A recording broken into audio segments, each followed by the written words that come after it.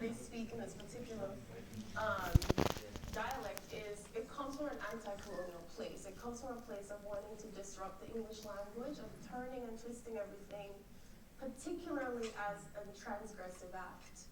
And so, you know, for example, Rasta Virgin, like my father, they don't say understand, they say overstand. He doesn't say appreciate, he says appreciate love.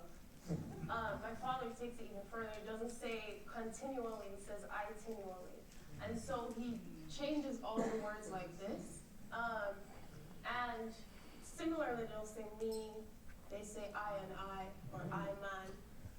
And the idea is that the Rasta it's a collective spirit, not an individual one, that Jah is always with the Rasta Virgin. And then I was thinking about this I man, right? I man. And when I was writing the book, the memoir, I asked my brother, hey, Lidge, so tell me what it means to you when you say I man. And he said something so wonderfully, like, philosophical. He said, oh, it's me asserting myself and my existence to the universe when I say I man. And I said, okay, well, what if I want to, like, assert myself to the universe? What do I say? And he said, oh, sis, I never thought of that before. And I said, okay, can I say I woman? He said, oh, that sounds funny. But the last chapter in the book is called I Woman. And so I'm thinking of this poem and the collection as an extension of that, of thinking about the linguistic rebellion of Rastafari, but infusing a kind of femininity inside of it in the language. So this is the poem, and I'm going to stand like Lawrence because poetry, like Lawrence has said, needs to move from the root of your foot to the top of your head.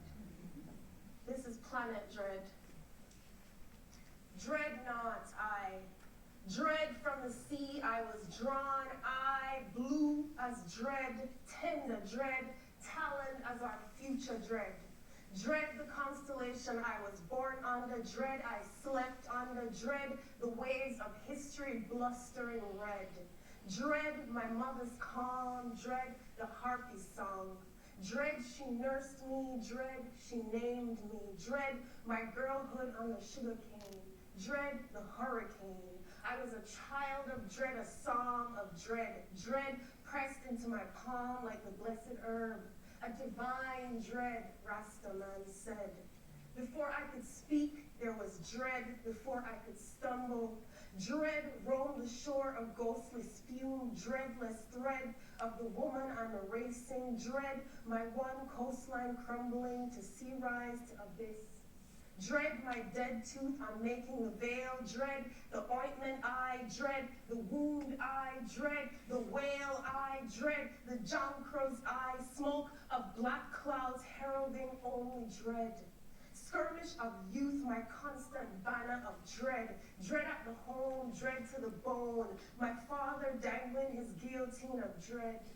Dread as daily bread, nursed dark by decades of dread, teachers recoiled at my knotted thorns of dread, how the white girls blanched with dread. Beware my black heart of dread, scorned for the hair on my head.